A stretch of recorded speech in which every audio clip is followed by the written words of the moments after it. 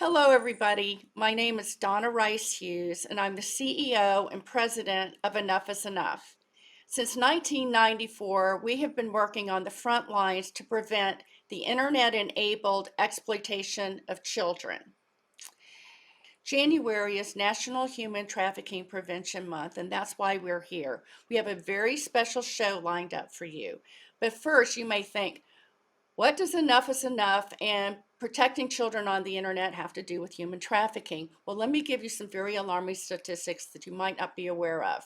First, according to the Human Trafficking Report, since 2000, traffickers have recruited 55% of all sex trafficking victims online through social media, messaging apps, chat rooms, dating apps, classified ads, or job boards, making the internet the most widely misused tool to scout out and groom potential victims.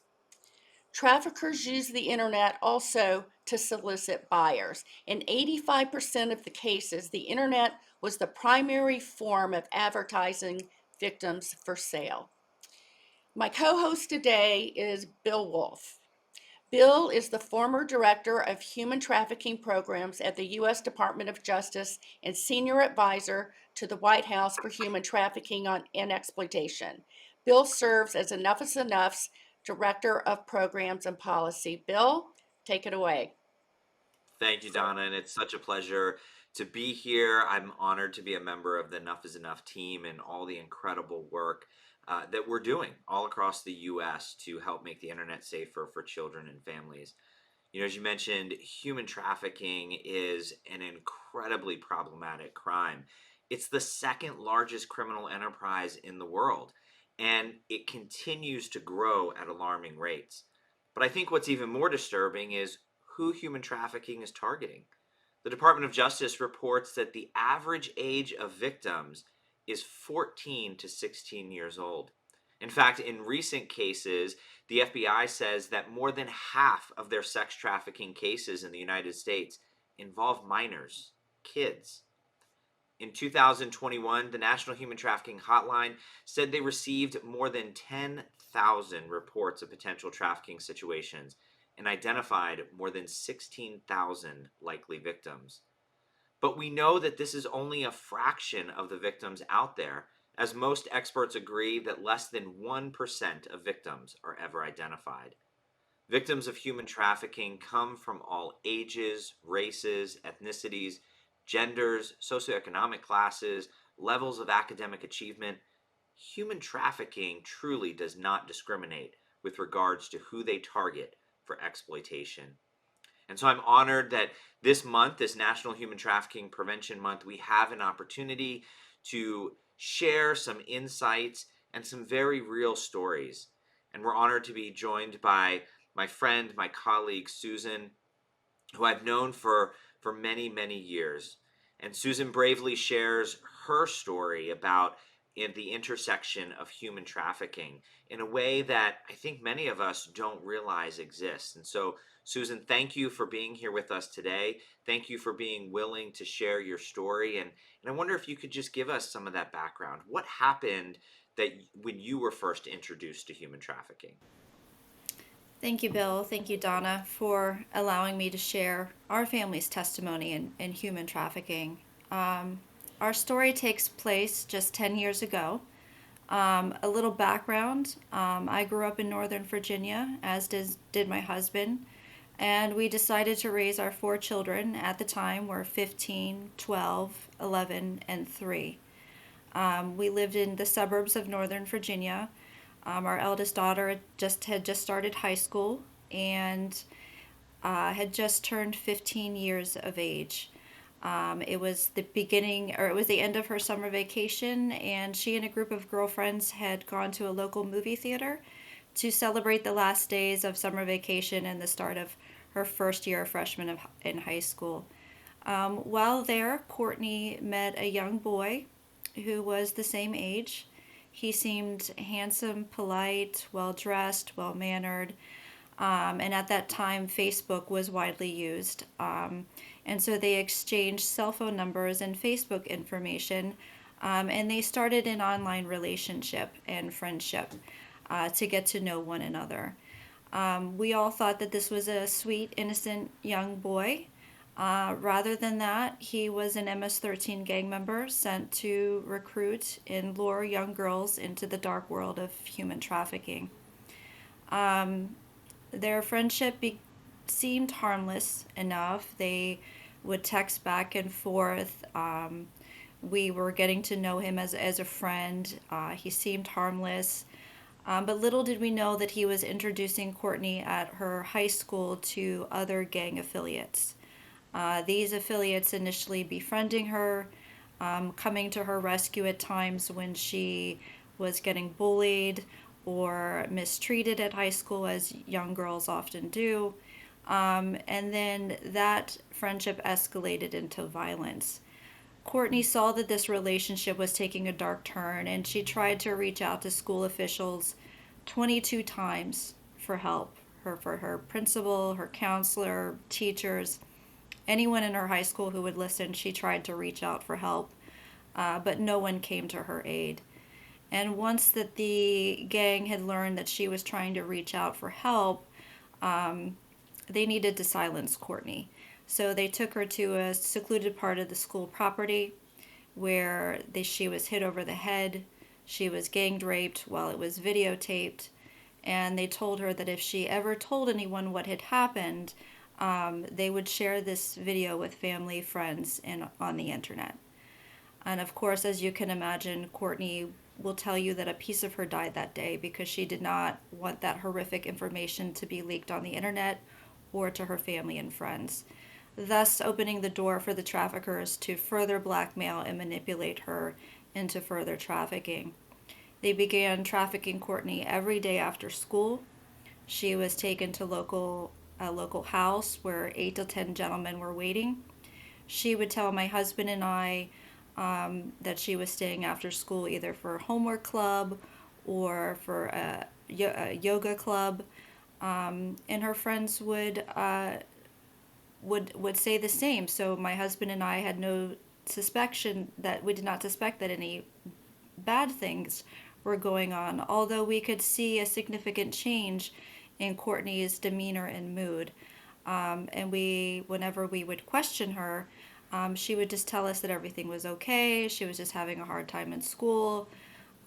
We would check her cell phone, we would check her email, her social media, and nothing gave us any indication except her mood and her disposition that something was wrong.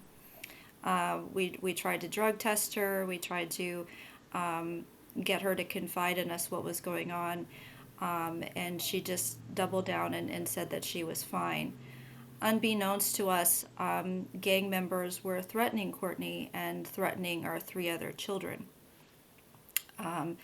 They would tell Courtney that if she ever told anyone what was happening, that they would take her younger sister instead of her. So all of the kids, all 4 of the kids were quiet and never told my husband and I what was going on. The situation escalated one February morning as I awoke to the young man our daughter had met over the summer was called me on the phone at 3:30 in the morning, and he said, "Mrs. Young, you have to find Courtney. She needs your help. She's not safe." And I thought she was upstairs sleeping, and unbeknownst to me, the gang members had come and taken her from our house. She was at a party, she was drunk, and she was high, and she needed our help. And of course, that was not the scenario. The gang had taken her and they were trafficking her in Northern Virginia. Courtney was missing for 4 days at that point. I had found Courtney on Backpage. I had gotten a tip from an anonymous friend of hers to look on Backpage. I found Courtney there. I gave that information to the police officers, and we were able to locate Courtney. We did not know the full extent of her trafficking. Again, Courtney was still too afraid to speak up to my husband and I. We enlisted counselors, therapists, doctors. We had taken her to several hospitals for help. She was too scared to speak up and to talk about what she had endured over those 4 days for fear of retaliation from the gang. And again, about 6 weeks later, the gang members had come back to our house and taken Courtney for a second time.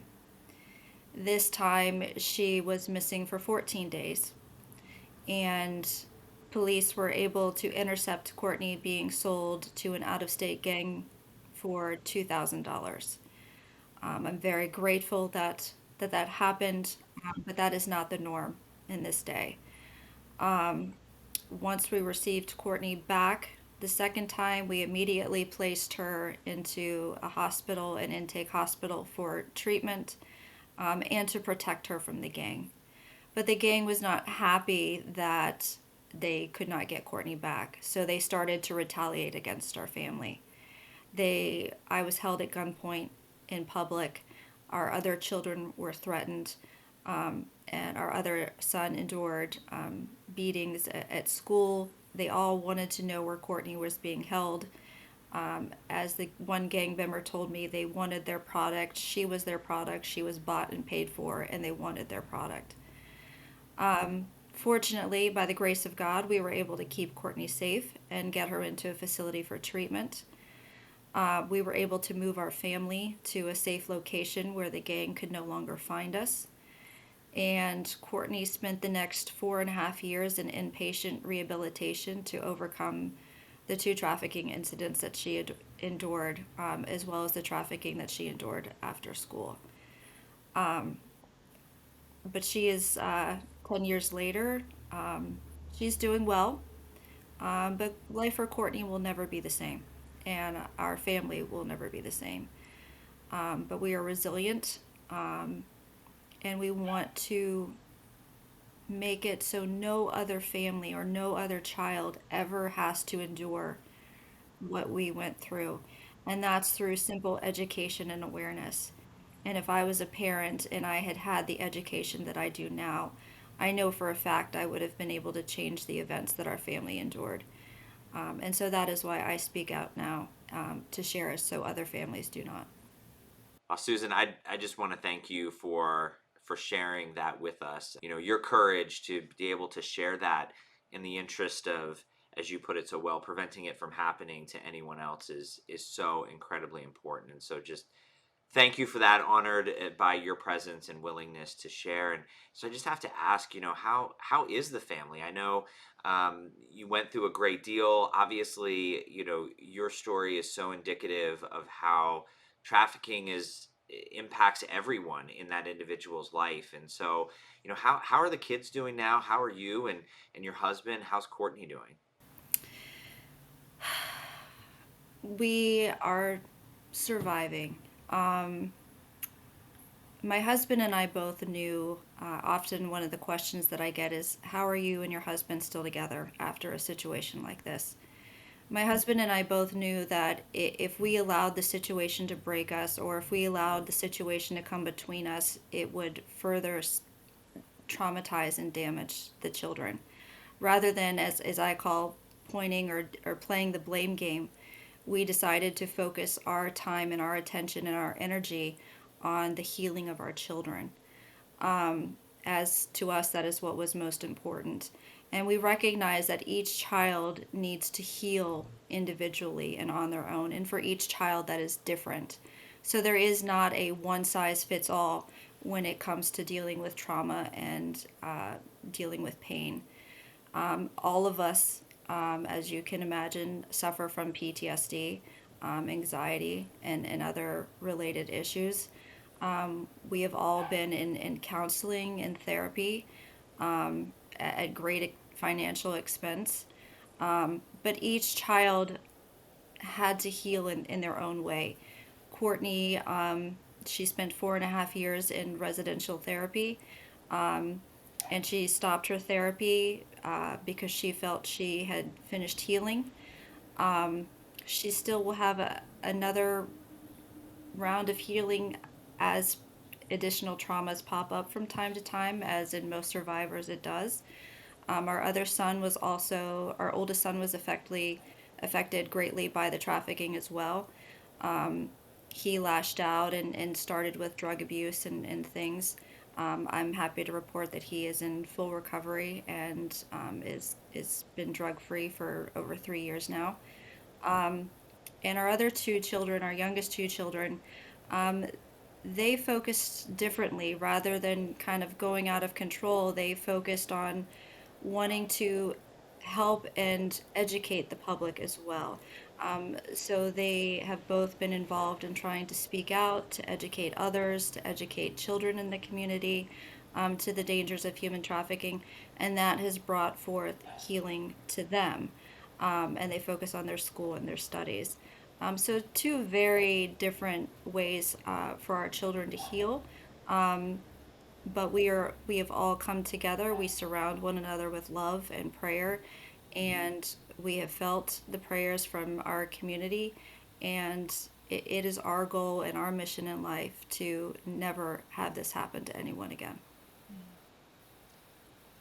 Susan, thank you so much. Thank you so much for sharing. And again, thank you and to your whole family for your courage and your bravery. And I know it breaks my heart to hear your story. I know it's going to break the heart of those who are listening, and it breaks the heart of God.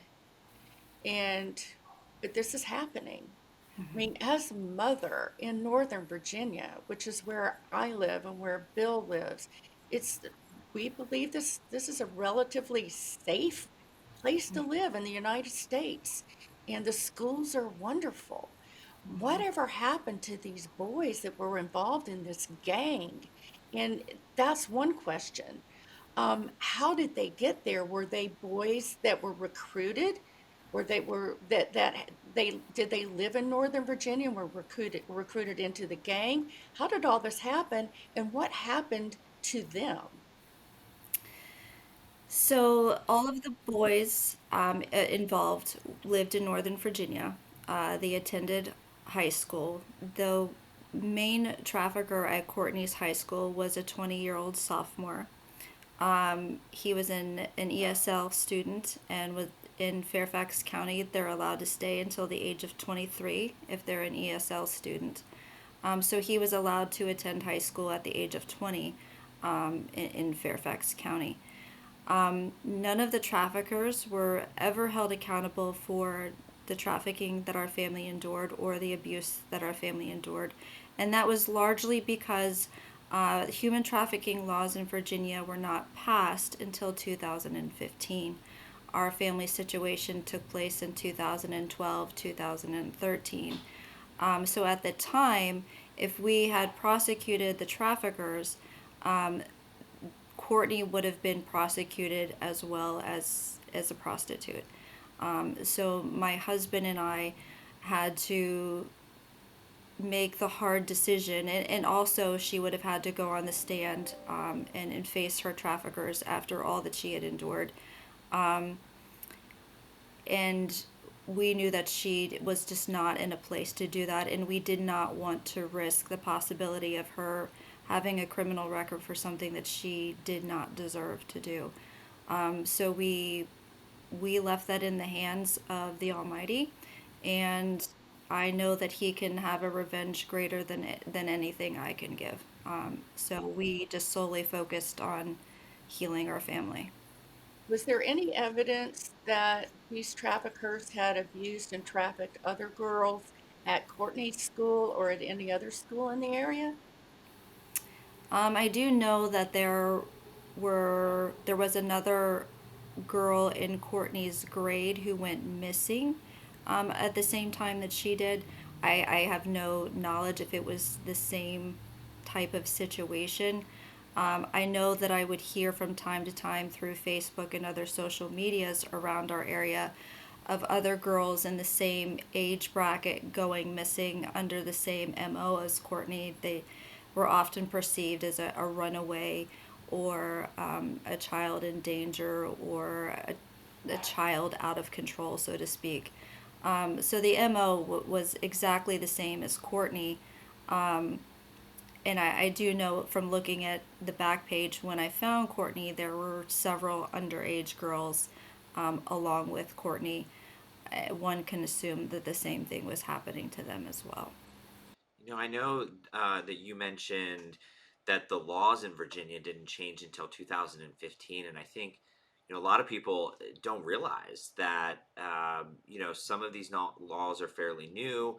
That education and advocacy is so incredibly important, and that's one of the things that we really focus on here at Enough is Enough is making sure that the government is aware and enacting good policies and things like that. So so thankful for your work and your commitment, Susan, in helping lawmakers, policymakers understand the reality of what's actually happening. And I wonder, kind of looking back, what were some of the signs or red flags that you now know were indicative of what was actually happening? The greatest that comes to mind is Courtney's self esteem. She always lacked self esteem. And so she was always looking for to others to kind of fill that void that she had within herself. She started to lose weight. She started to focus on her appearance more, started to focus on makeup. She really cared how others saw and viewed her physically, not just her personality, but how she was viewed physically. She began to dress or try to dress more provocatively. And as soon as my husband and I would see that, we would force her to change. If we had anything of value in the house, she would take it to give it to the traffickers. If you had a wallet or anything expensive, they would suddenly disappear, like a cell phone. She would give it to the traffickers so they would leave her alone for a night to try to buy them off, or for them to leave her alone for a day. So if we had anything of value in the house, it would suddenly go missing. We also noticed we would often take away her cell phone or her computer to ground her for her behavior. And we also found out she was still communicating with people. And we were trying to think to ourselves, how is she still communicating with others when we have all of her devices?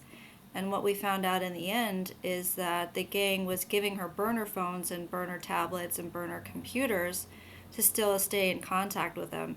And that's why when my husband and I would look at her devices, we saw everything that the gang wanted us to see. We saw the normal text messages. We saw that Courtney was happy and doing well, because that was the front that the gang wanted us to see.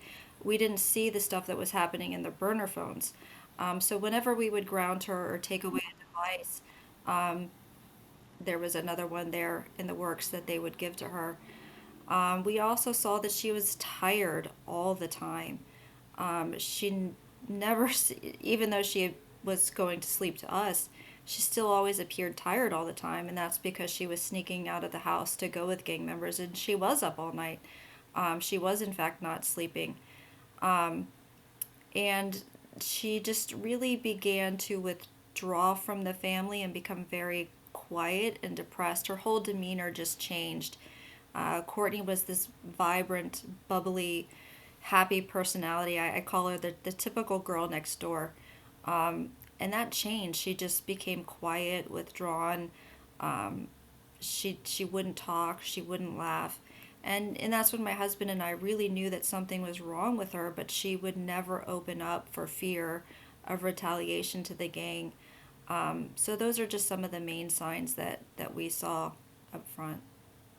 Susan, there were obviously other people in Courtney's life that were witnessing these changes that you were and your husband were, her friends. She went to the school counselors, I assume, or maybe the principal, you can tell us.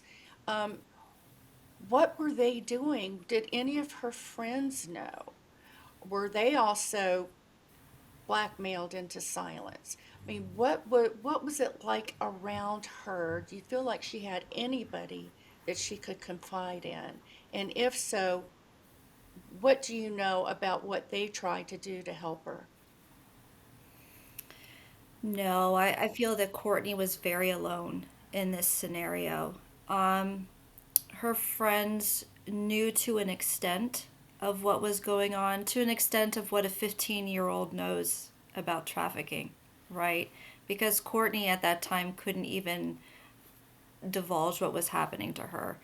She did not know that she was being trafficked. To her, it was people are paying to have sex with me. She did not know that that was physically grooming or trafficking, right? And she knew enough in her head that that was wrong. And if she told someone, she was going to get in trouble for that, or her parents were going to look down on her for that. Um, Her friends knew that Courtney was in trouble. They knew that she was hanging out with a bad crowd. They knew that Courtney was trying to get away from the crowd. Um, but they were scared once the gang showed their full force of who they were and what they could do. Everyone was intimidated, including her friends. And I even reached out to, because in our community, Courtney had grown up there for 12 years. We knew all of our friends, our neighbors. We were close with everyone. I reached out to other moms to say, are your daughters going through this behavior change? Or are they, because to me, she being my eldest daughter, I had never really gone through a teenage phase yet. And so I was unsure of everything that I was seeing. So I reached out to other moms to ask the question, hey, is your daughter going through this too? Is this, or is it just my daughter? Um, and all the moms reassured me, Susan, she's fine. This is normal behavior. But in the back of my head, it was, no, this is not, this cannot be normal behavior. Um, but I had the reassurance from these other moms, and against my best judgment, I moved forward. And I know her friends did not step forward for fear of retaliation for the gang. The school, I feel the school, yes, they could have come forward and probably intervened in a better way. Um, but I don't blame the school because they did not have the knowledge. I did not have the knowledge as a parent to understand the situation that was happening in front of me.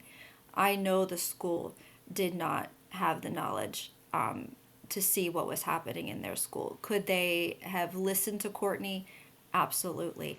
And I've in fact gone back and trained the same people who had let Courtney down 10 years ago to the indicators of human trafficking just a couple of years ago. So they're willing to change and they're willing to understand the behavior that had happened 10 years ago and the behavior that needs to happen now with moving forward with students. So to me, that is a progression that I'm thankful for. But I don't blame the school at all because no one could understand what was happening. For me, human trafficking at that time was something that happened in third world countries, right? It did not happen in my backyard and it did not happen in my community, let alone to my family. So it was not something I could see. It was not something that my husband and I could comprehend. To us, we were just having a child who just appeared to be out of control and we could not rein her back in. And we had no resources to guide us or help us through that. But Susan, we know that no child is immune to trafficking or any form of sexual exploitation or internet-enabled exploitation, and certainly no community is immune to this scourge of trafficking.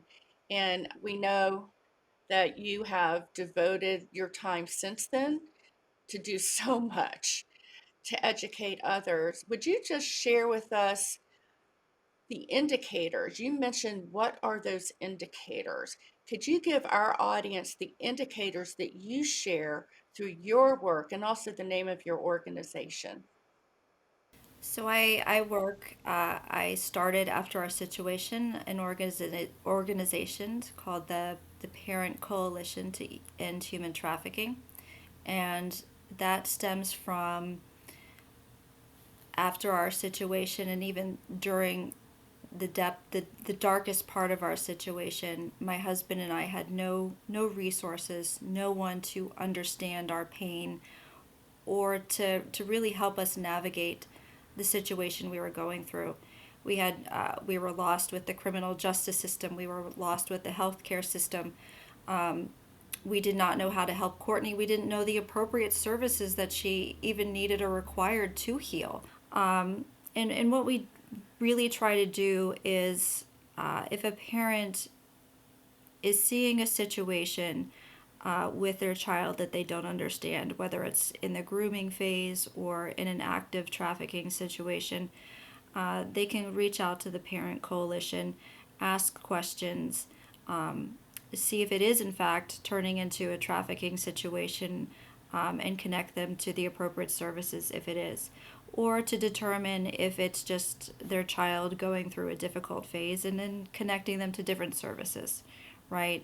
We really try to disseminate what is going on with the situation, what is going on with the child, what is going on with the parent and the family, and then helping them to connect to the right services. I do get a lot of cases where parents come to me after an active trafficking situation. The parents, as I call, are in a downward spiral. They're out of control.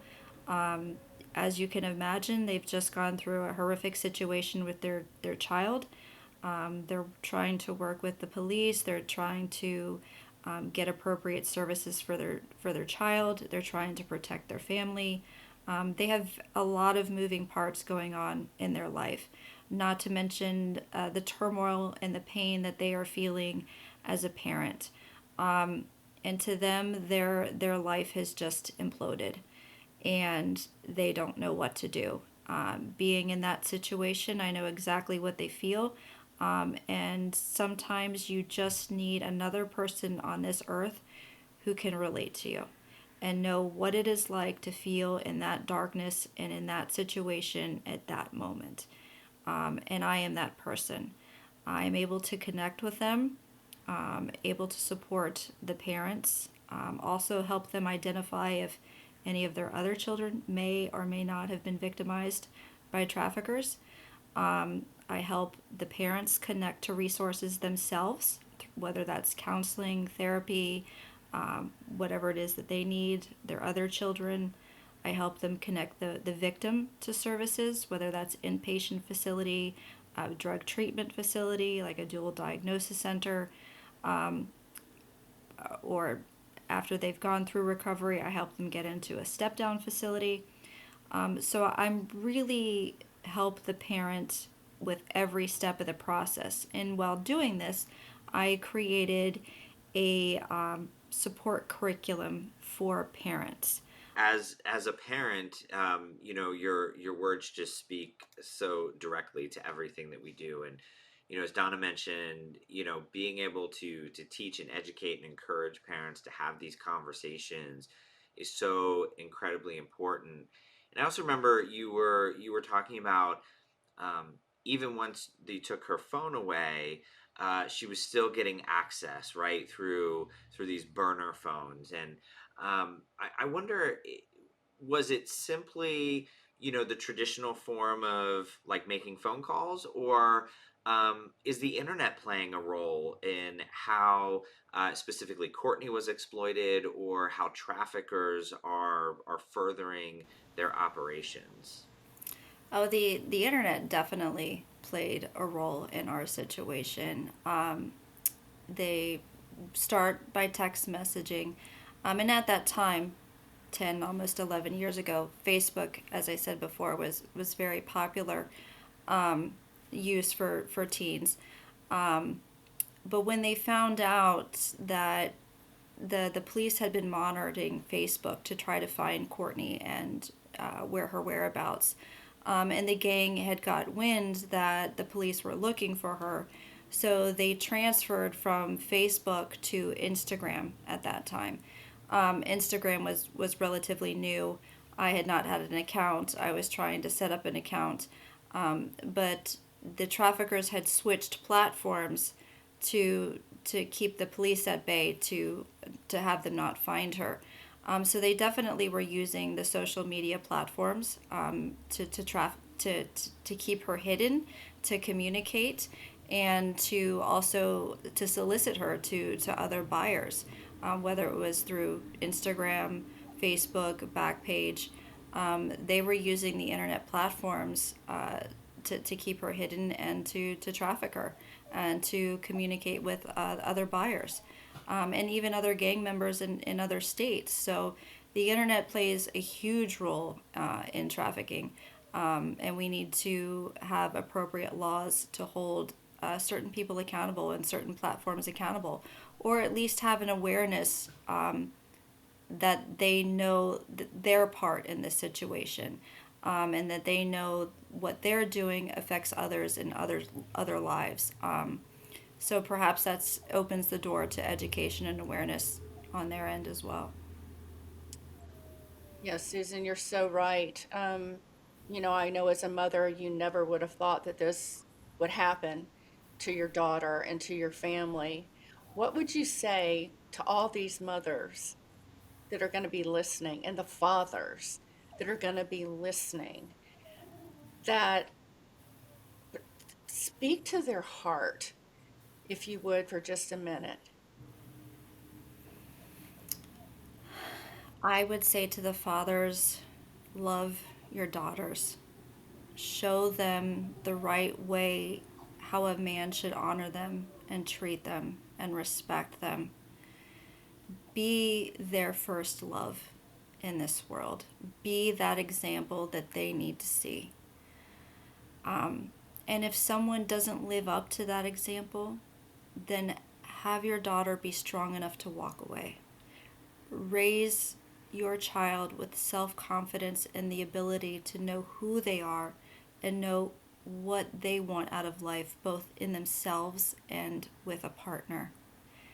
And if someone doesn't fit that mold, have enough confidence and strength to walk away. And I speak to the mothers to this as well, because oftentimes we as women are have our own insecurities, right? To be able to show our young daughters what it is to be a strong, confident woman. No, we're not perfect. No, we have insecurities. No, we have flaws, right? But to be that strong woman regardless of those flaws, right? And to model that positive body image to our children. And we need to pour strength into our children. We need to pour that every day because, Donna, the world is going to take that out of them. It's going to take it from them each and every day. And we as their parents, we need to mold that and to grow that in them each and every day and to fill that cup and to not be afraid to have those conversations, whether it's role playing. I would often do that with my youngest daughter. I would role play a situation of a stranger or of a scenario where she might need to get in trouble, whether it's online or in person, right? Because online is just as dangerous now as it is in person. And to give her that strength to say no or to walk away or to hand that computer over to mom, to give her that knowledge to know what to do, that she has a choice in this situation. She doesn't have to just say, okay, I'm going to give in to this, or I'm going to let someone take advantage of me. A part of Courtney was afraid to say no because she didn't want to be disrespectful. We grew up in a family where respect was everything. We were both military families, right? Respect was everything. Saying no was disrespectful, right? And that's how I failed Courtney, right? No in a bad situation is everything because you are valued and because you are important. So I just implore everyone to just fill their children up and to teach them to say no, especially when it's difficult, and to walk away and to know that they can come to you for anything. Well, Susan, thank you again. Thank you so much. Thank you for what you're doing, your work. Thank you for your commitment to help educate and equip and empower other parents to prevent this from happening, because we all know that prevention is key, right? No one ever has wants to have to walk through the trauma of a family, a daughter, and their innocence having been robbed, and really a lifetime of healing. And I'm happy to hear that each one of your children are doing better, are doing well, and that you and your husband stayed together, and that you fought for your family and you fought for your children. And I'm really in awe of you, and thank you for coming to join us. And I just want to thank everyone for listening and echo what Susan has said, and that is recognize that no child, not your child, not your grandchild, is immune from trafficking, is immune from sexual exploitation, is immune from any of the internet dangers that are out there, including pornography, child pornography, cyberbullying. It's all there. And I have not ever talked to a parent that has had something horrendous happen to their child that they didn't say to me, Donna, I knew it was out there, but I never thought it would happen to my child. So please let this be a warning. I know it's a somber warning and it's a sad warning. And I will also say this, that a lot of children, like Bill said in the opening, they're never found. So this story has a good ending. And so we're here at Enough is Enough to help you understand what the dangers are in the internet world, the digital world, because our kids all live there, right? They've got a cell phone or a laptop joined to their hip pocket. It's 24/7. So I want to encourage each one of you to become a vigilant or to become a wonderful cyber parent. We're here to help you. We have an Internet Safety 101 program. Our website is called internetsafety101.org. Anything you've ever wanted to know about how to keep your kids safe in cyberspace, it's there. It's free. You can sign up and get our free updates and newsletters. We send something out just about every week. And we're here to help you, just like Susan's organization is here to help you. So we just want to thank you and just thank you for joining us. And please share this message with others, because I bet you anything, you have a friend, you have a parent, you know of another grandparent that needs to hear this message. It could help prevent this type of thing from happening in their own family. So thank you for joining us. And I'm Donna Rice Hughes, and Bill Wolf is my co-host, and we're signing off and wishing you a wonderful day.